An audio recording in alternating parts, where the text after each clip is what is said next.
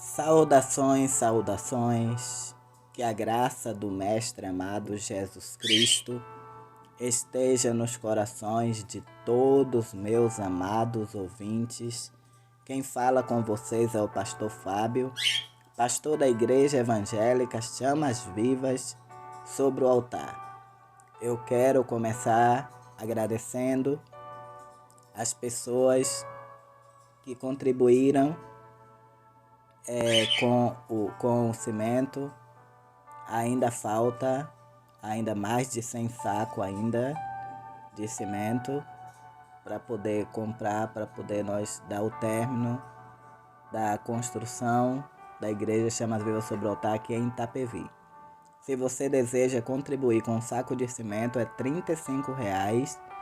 O depósito já fica aqui embaixo, eu já passo diretamente para o dono do depósito, ele me dá o comprovante e aí já fica, aí já vai contando, né? Então eu peço a cooperação de vocês para vocês nos ajudar com um saco de cimento ou tanto que Deus colocar no teu coração, porque de grão em grão a gente chega lá. Eu nem botei o material caro, eu só botei o cimento.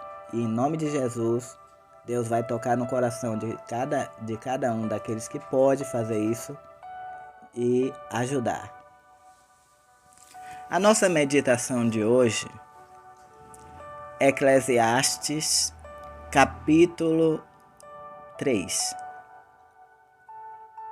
Diz que tudo tem um tempo determinado para todas as coisas debaixo dos céus. Há tempo de plantar, há tempo de colher o que se plantou, né? Há tempo de matar, há tempo de sorrir, há tempo de chorar. Irmãos, eu nem abri a Bíblia para poder. Você sabe, se você abrir lá, você vai ver. É logo os primeiros versículos. Estou falando o que eu me lembro que está em Eclesiastes 3. O que é que eu quero trazer para vocês hoje e para mim também? É que tudo tem um tempo, meu irmão e minha irmã. Não só existe tempo de prosperidade, não. Existe o tempo da escassez também. Você pode estar reclamando, às vezes você tudo culpa o diabo.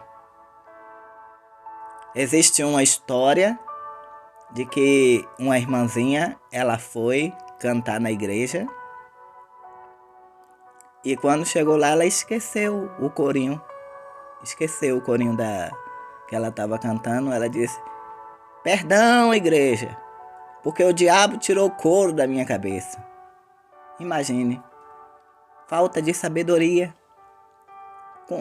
Você acha que o diabo ia perder tempo de entrar na mente da pessoa se a pessoa é de Cristo, para poder tirar um louvor que estava cantando para Deus, se ele fica ao nosso derredor?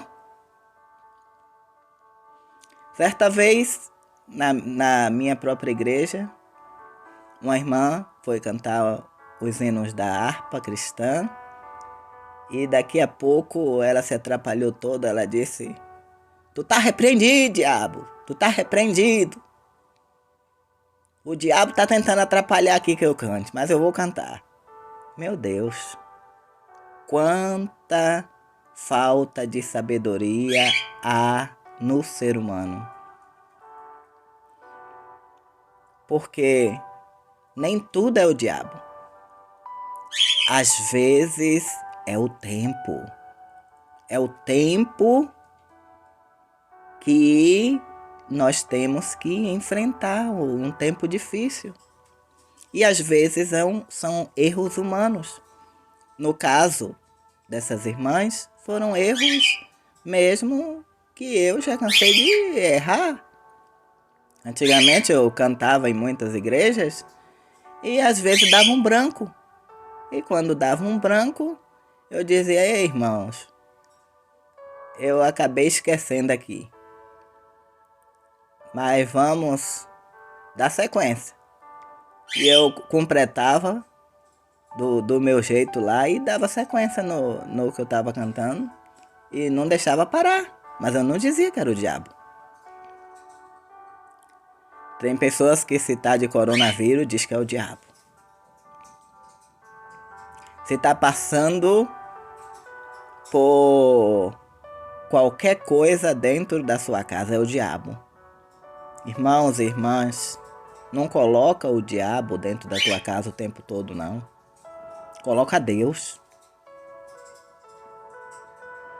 Se está acontecendo tudo isso na sua vida, é porque é Deus que tem permitido que esse tempo aconteça na sua vida, porque você talvez não tenha dado ouvido à voz de Deus.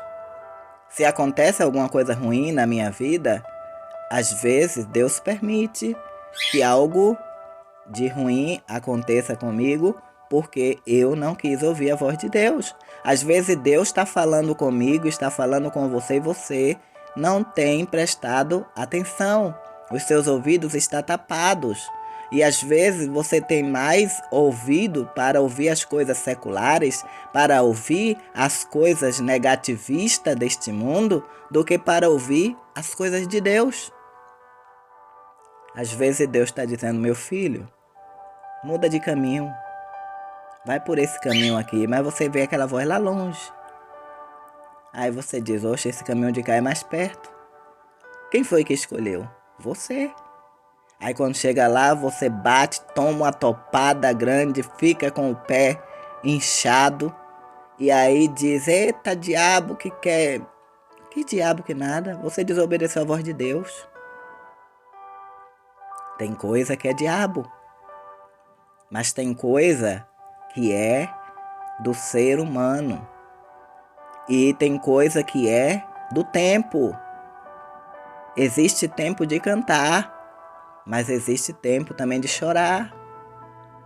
Se você passou pelo tempo de chorar, vai chegar o seu tempo de cantar.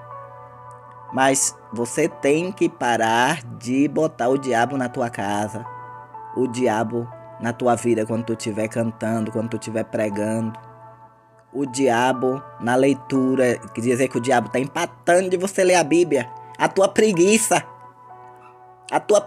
que está empatando de você ler a Bíblia. Não é o diabo, não. Ah, eu não faço uma teologia, não, porque o diabo me dá uma soneira. A soneira é a preguiça tua. Não é o diabo. Mas tudo, os pentecostais, olha que eu sou neopentecostal. Eu acredito no Espírito Santo, eu acredito no poder de Deus, eu acredito na unção de Deus, eu acredito que Deus revela, que Deus cura, que Deus faz milagre. Mas a maioria, uma boa parte dos pentecostais, eles querem culpar tudo ao diabo. Eu digo diretamente a você que a maioria da culpa é sua. A maioria da culpa é a sua desobediência.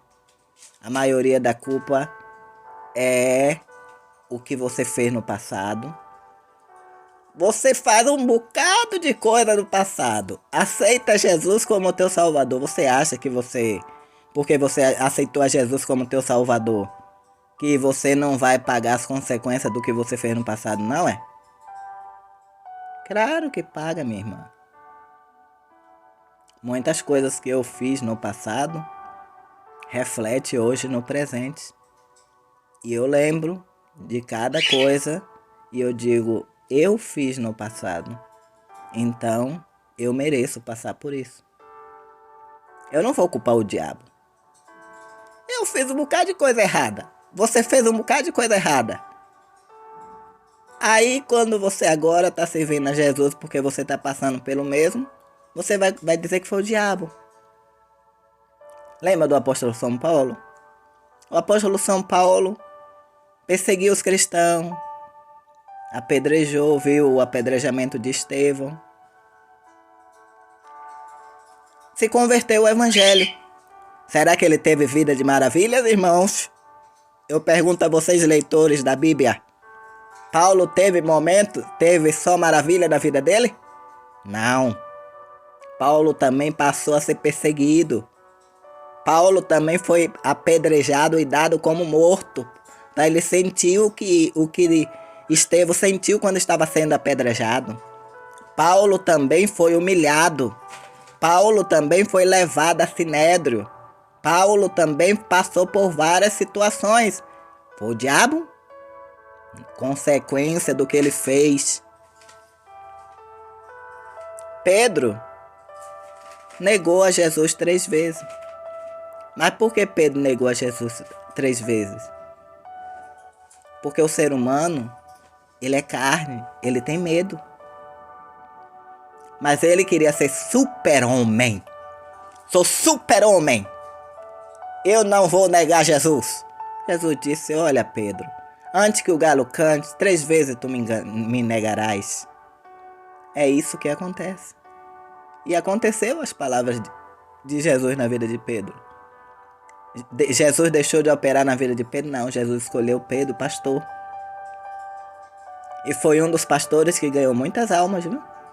Primeira pregação dele foi quase 3 mil.